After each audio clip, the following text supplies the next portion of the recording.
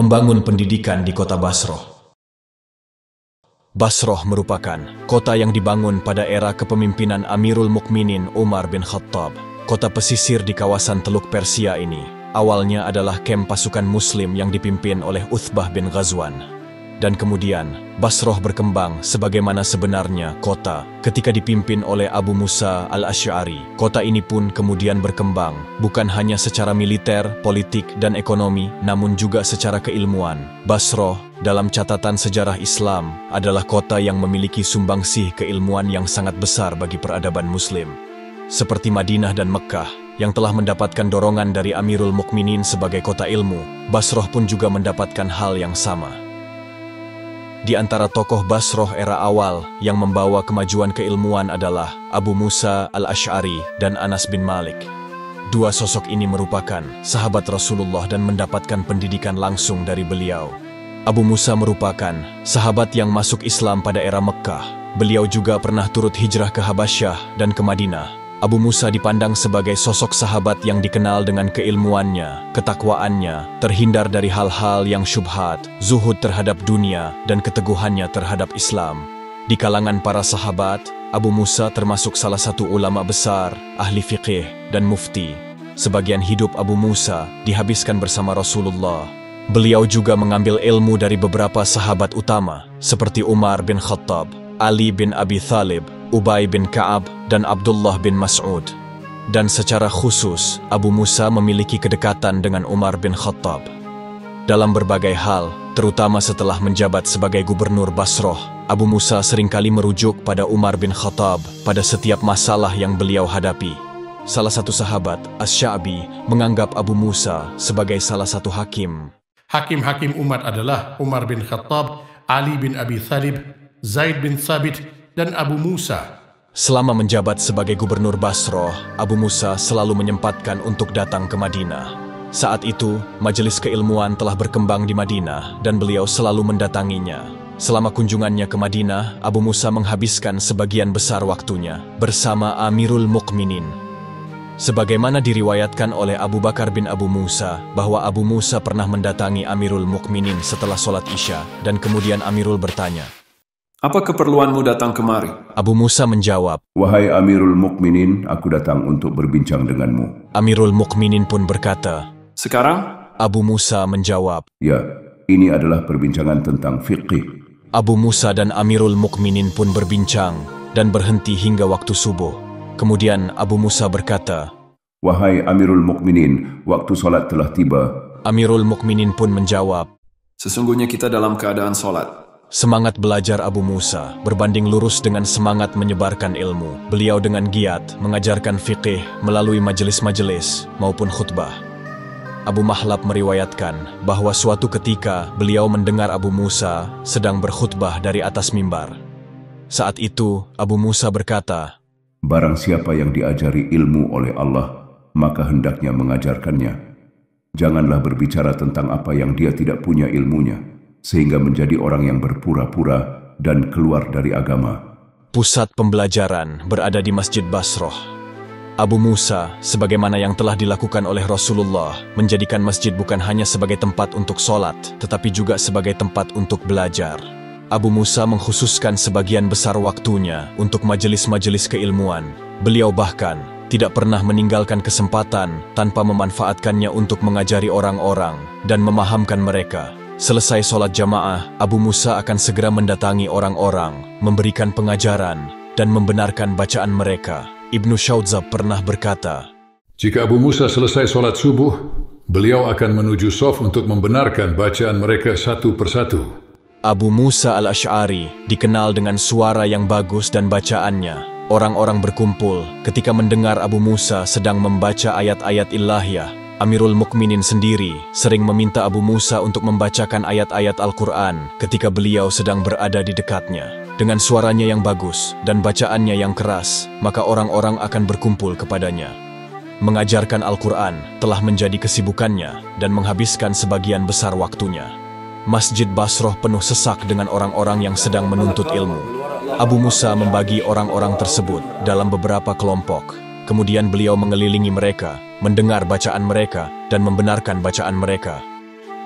Pada suatu hari, Abu Musa mengutus Anas bin Malik menemui Amirul Mukminin. Di Madinah, Amirul Mukminin bertanya kepada Anas, Bagaimana kamu meninggalkan Al-Asy'ari? Anas bin Malik menjawab, Aku meninggalkannya dan beliau sedang mengajarkan Al-Quran kepada orang-orang. Amirul Mukminin kemudian berkata, Ketahuilah bahwa sesungguhnya dia orang yang berakal dan cerdas, dan jangan memperdengarkan ucapanku ini kepadanya.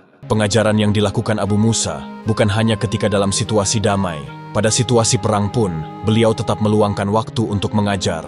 Hathan bin Abdullah Ar-Raqashi meriwayatkan, Kami bersama Abu Musa sedang berada dalam pasukan di tepian pantai Dajlah. Ketika datang waktu sholat zuhur, maka orang-orang berdiri untuk wudhu. Beliau berwudhu bersama kami dan sholat berjamaah. Setelah itu, semua pasukan duduk berkelompok. Setelah waktu asar tiba, maka orang-orang bangkit untuk berwudhu kembali. Saat itu Abu Musa menyerukan bahwa tidak ada wudhu, kecuali bagi orang yang berhadas.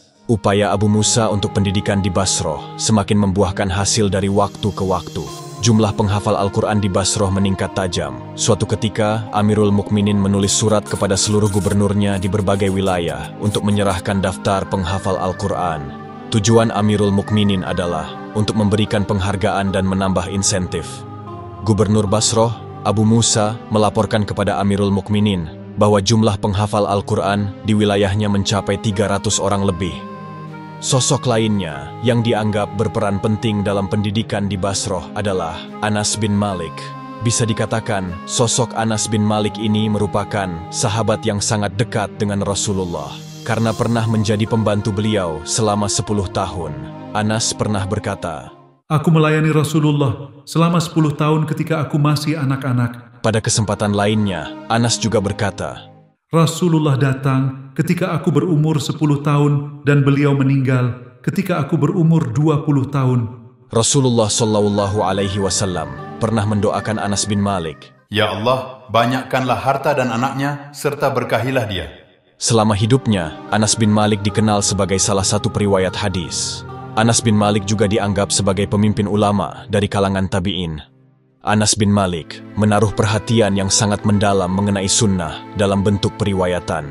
2.000-an hadis telah beliau riwayatkan dan menjadi salah satu rujukan dalam kitab-kitab hadis seperti Bukhari dan Muslim.